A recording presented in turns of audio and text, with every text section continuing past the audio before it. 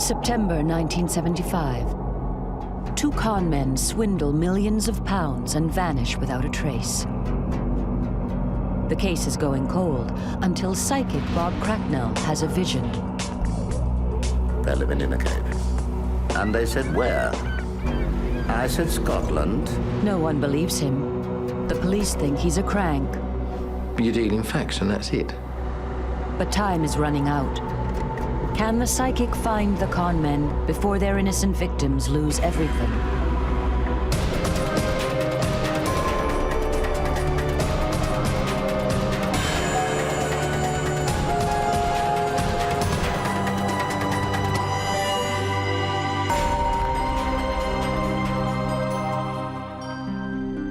The strange story of the two preachers who conned millions of pounds begins back in the 1960s, when two respected middle-aged businessmen open a nursing home in the south of England.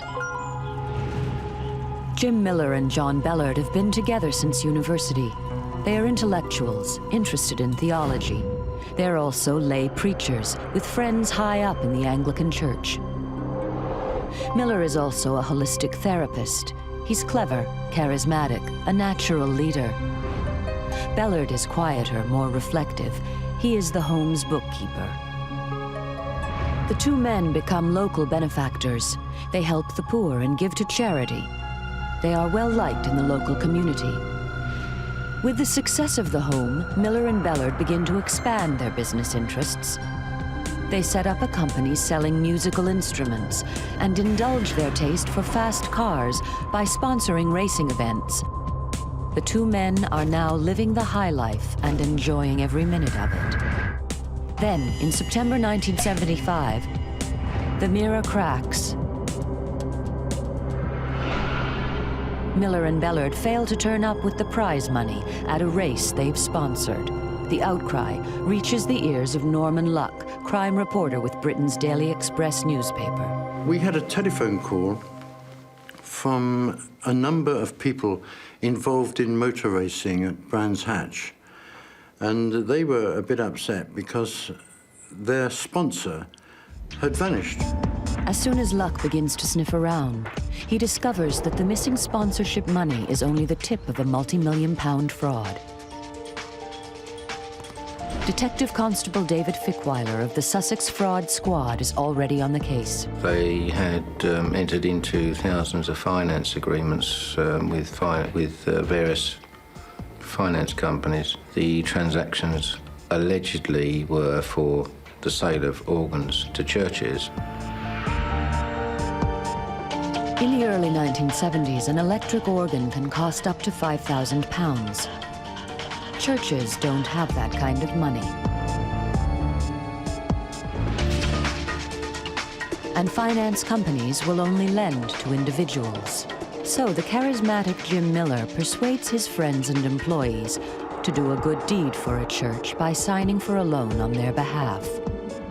The church will then repay the loan from their organ fund.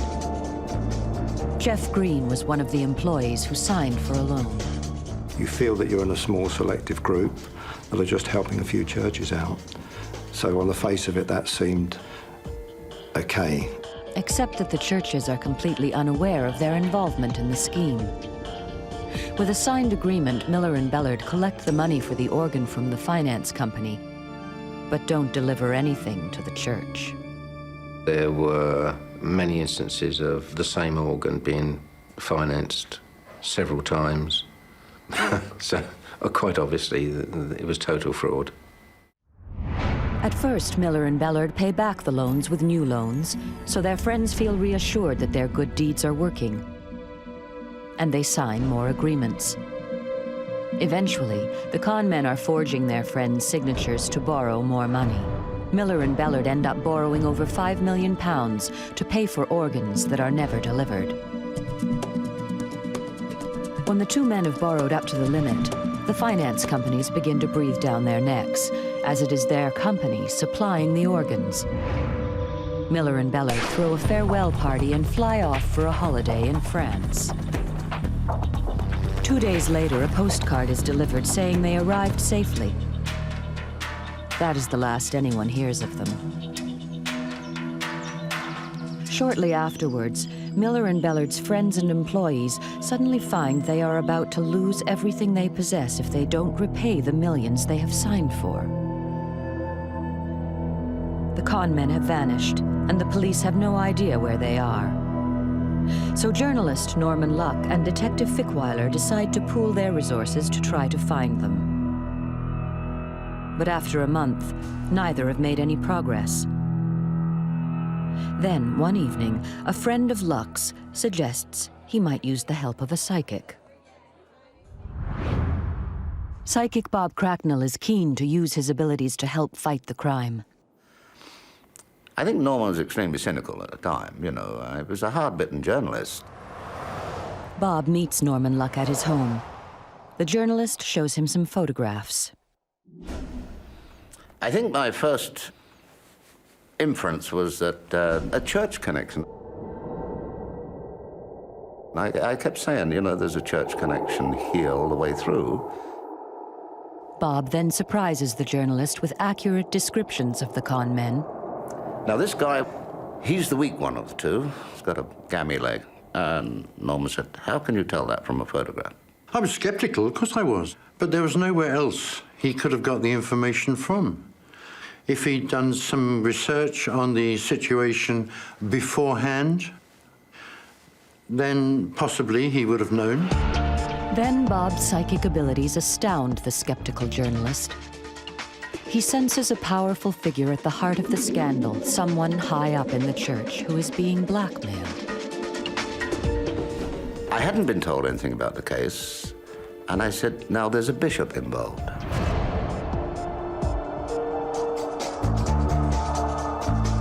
Form of blackmail of some description. It's a big fraud, but it's blackmail. I was rather amazed because I didn't know how the hell he could have known that. That hadn't been released by the police, and it certainly hadn't been released by me.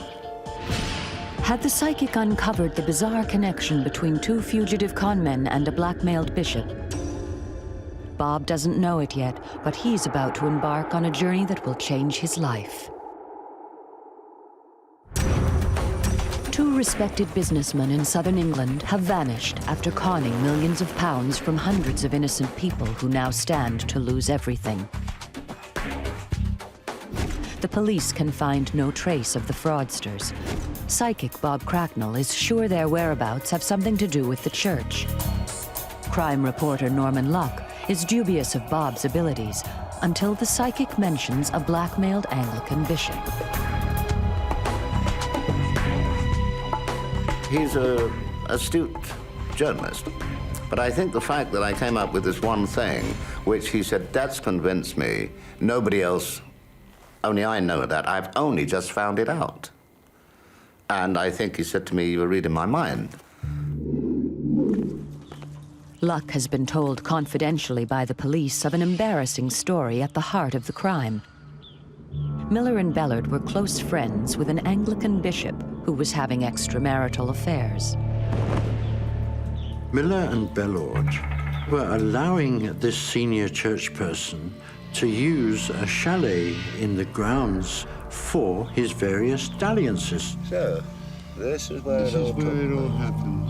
And this obviously was the secret behind the whole lot. Yes? The reason they started the fraudulent transactions was to raise money to pay off what they said were a number of ladies of the night who were threatening to expose their relationship with a former Bishop of Guildford. They had involved themselves in a financial scam, and with the proceeds, they were helping this senior church person to pay off blackmail demands. But then the bishop died before repaying the money, leaving Miller and Bellard with a large debt. Could this have been the motive which led two men of impeccable character and no previous record into a life of deception and fraud? Staff at the home give Bob some articles of the men's clothing to see if he can sense their whereabouts. From the moment I began to touch the items, I was convinced that there was somebody close by who knew where they were. And I said, no, They're not in France. They're here. They've come back. But if Miller and Bellard are not in France, who sent the postcard? Where have the two men disappeared to? Everything he sees and feels at the retirement home convinces Bob that the two con men are still in the UK. Right from the start, Bob had this feeling that they hadn't come back to the UK. I don't think I believed it. And I think that was when Norman got his second shock, when I said, they're here. And they said, where? I said, Scotland, Alapool. Alapool is a fishing village on the west coast of Scotland. Where could the fugitive con men hide out in such a small place? The whole thing that was getting me throughout was church. And I'm not talking about the church organs. The connection is with the church. I know it. Miller and Bellard had always had a religious leaning. Apparently, they had often discussed becoming monks and joining a monastery. That was possibly the church connection I was looking at. They were in some monastery. They were in some religious retreat. But there is no monastery in or near Alapool. Could he have gotten it all wrong? Detective Fickweiler, meanwhile, ransacks the nursing home searching for the money, but finds nothing.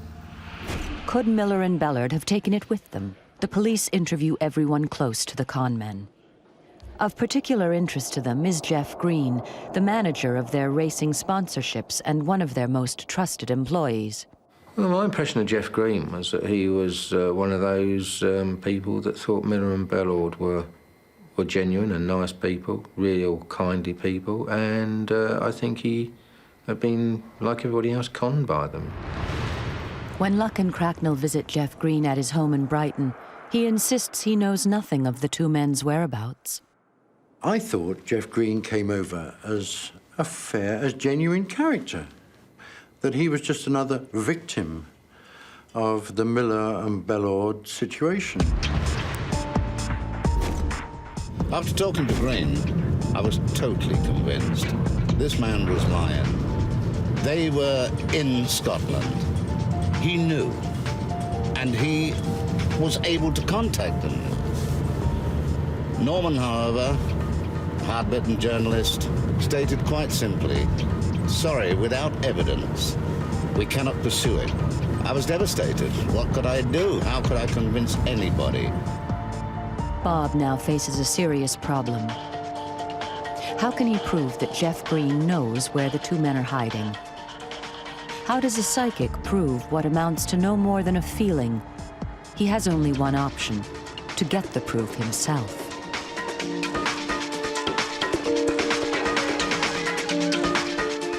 Bob decides to go to the west coast of Scotland to try to find some evidence for what his psychic impressions are telling him. That I had this absolute conviction of the connection with the church, and I began to think in terms of a church as a retreat. I thought, okay, it's on an island or somewhere like that. He makes Alapool his base. From here, he plans to search the islands off the coast. He immediately sets about questioning the hotel staff. Doing my amateur Seamus bit, have you seen this man or this man or this man? I thought, well, you've got to start somewhere. You never know. A couple of people seem to recognize the faces, but aren't certain. Bob then sets out to search the islands, showing the photographs to everyone he meets. One of the ferrymen, he was quite genuine. And he said, oh, yes, I've seen this guy before, yeah. Quite genuine, which gave me excitement. So I'm beginning to feel that I'm on the track. Bob's psychic abilities have got him on the trail of the con men. Will they lead him to their hiding place? But once out at sea, Bob's hopes take a dive. There are over 40 islands off the coast at Alapool. Finding anyone out there who doesn't want to be found could take years. with all these islands around you, where do you begin? I can well understand the reticence of the police. I mean, can you imagine they're listening to a guy who's been labelled a crank saying, an island off Alapool. Yes, sir, we'll send a man out straight away. It's incredible.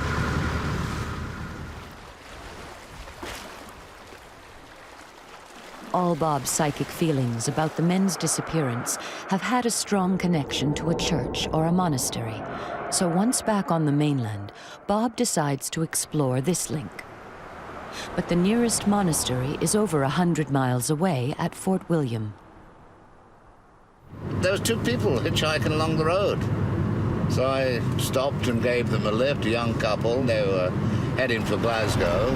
Something caused me to, for some unknown reason, take the photographs out and say, look, have you ever seen these two guys? And to my absolute amazement, the girl said, oh, yes. Recognize them both. Oh, what, do you remember where you saw them? Yes, at the Royal Hotel in Alapool. That was it. I was convinced that that was the place. I was right. The witnesses give Bob the evidence he needs. It seems his psychic powers are right after all. The con men are in Alapool, exactly where he said they were. But is this enough for the police to catch them?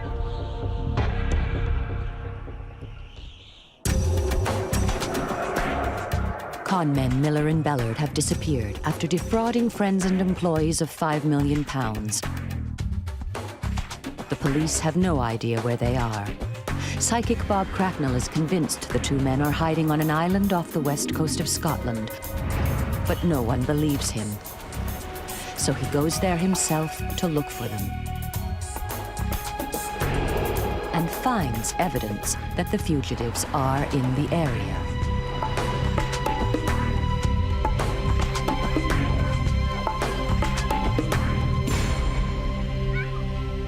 With renewed confidence, Bob returns to London with the names and addresses of his witnesses. He's sure the police can now catch the con men, and the Daily Express can print the story. But Bob's in for an unpleasant surprise. Back in London, Norman Luck and the Daily Express are not impressed. That wasn't sufficient proof. You can't say, I think. You've got to either produce a body and say they are staying at so-and-so, so-and-so guest house. We have found the Southern Organ fraudsters. But that didn't happen. After all his hard work, Bob hits a dead end. No one wants to listen. The con men will get away with it, and their victims will lose everything. His dream of a career fighting crime is fading fast. I knew that I was right. It became a personal thing, you know. I really didn't know what to do. I'd gone out on this limb, whereas a psychic takes in all forms of vibrations, adverse and otherwise. When a psychic gets depressed, believe me, it's doubly worse. And then, as the case begins to go cold, Bob receives a final psychic clue about the con men's whereabouts. I had a dream in which these two guys were living in a cave. In a desolate area, you know, definitely living in a cave.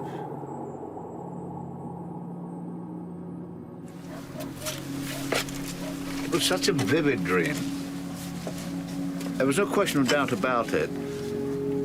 I woke up convinced, as a result, that they had been living in a cave. Well, this is a bothy, as near to a cave as you can possibly imagine. But the west of Scotland is peppered with these stone huts. How is the psychic going to convince anyone to search them all? Bob phones Norman, but the journalist is away. In desperation, he tells Detective Fickweiler about his dream. But Fickweiler's response to the idea that someone with £5 million would be living in a stone hut is less than enthusiastic. We deal in facts. And if someone says, I think, I believe, I know things, well, then you ask them what they know. And if they can't come up with anything, why should one waste time pursuing it. Yeah, cynical, sceptical. Yeah, most coppers are. You deal in facts and that's it. The police are a funny breed. Unless it's written down or unless they can see it with their own eyes, they don't believe it. It's now nearly a year since the con men have disappeared. Have they vanished into thin air? The police have exhausted all their avenues of investigation. Yet they still won't listen to a psychic. It'll take a lot more than a dream to convince them that Bob isn't a crank. And then a stroke of luck. Bob's persistence is vindicated. Jeff Green feels let down by his friends and employers, and the pressure from the finance companies demanding repayment has become too much to bear. I trusted these guys. I thought, they'll be okay, they're going to come back. I know where they are, they're going to come back, they're going to put it all right, and so on. Then, of course, 2, 3 months, 4 months, getting into the 5th month, and nothing's happening. All these writs are flying. Your health goes down, your marriage breaks up. You're going to lose your house. And this makes you think about it all in a different way. Green's account of Miller and Bellard's disappearance is extraordinary. After landing in France, they made their way back on the ferry to Dover, where Jeff Green picked them up, drove them all the way up to the west coast of Scotland. From Alapool, they set sail in 2 dinghies to an island called Priest Island. Here was the church connection Bob had tried so hard to find. The 2 men were living in a stone hut on Priest Island, 4 miles off Alapool. The psychic's powers were absolutely on target. There's me chasing my backside on islands, connection with the church. Alapool was the location. I was there. The living in the cave was correct. I believe Norman's headline story was living in a cave eating cockle soup. But now I would have, I would have gone and got an ordnance map of the whole area and checked it out. And Priest Island would have stuck out like a sore thumb, would it not? It took us hours to get there, and when we got there, we were thrown up against some rocks because we couldn't control the boat. The seas were too rough. In the end, we were thrown into a small cove. Green returned home, and the 2 con men, in their 50s, set up camp in the roofless stone hut. They stayed there for nearly 8 months throughout a sub-zero winter, perhaps to make amends for the chaos and misery they'd unleashed. The 2 spiritual swindlers simply turned their backs on the world. They left everybody, and when you leave somebody that trusts you and has great faith in you and wants to still keep you in their lives, it's a terrible thing. Why should he cover up for these people when he was one of their victims? When Miller and Bellard ran out of money and provisions, they returned to the mainland and moved into a caravan. They phoned Jeff Green to send them more money. Their lack of contact before that and the fact that he and others had suffered so much in their absence incensed Green.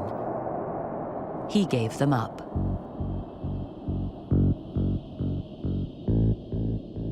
At their trial, both men plead guilty. With no previous offenses, they are given 6 years each. The bishop's wife is still alive, so his name is never mentioned, and the millions, they say, were all spent repaying loans and enjoying a brief taste of the high life. None of the money was recovered. There was no indication in the books and records as to where all the money had gone. It seems Bob Cracknell's visions had been right from the start. The con men had returned to Britain from France and hidden on an island off the west coast of Scotland. Priest Island, due to its name, did have a connection with the church, and the 2 men had been living in a primitive stone dwelling, not entirely unlike a cave, and perhaps the pressure, psychic and otherwise, which Bob put on Jeff Green might even have encouraged his confession.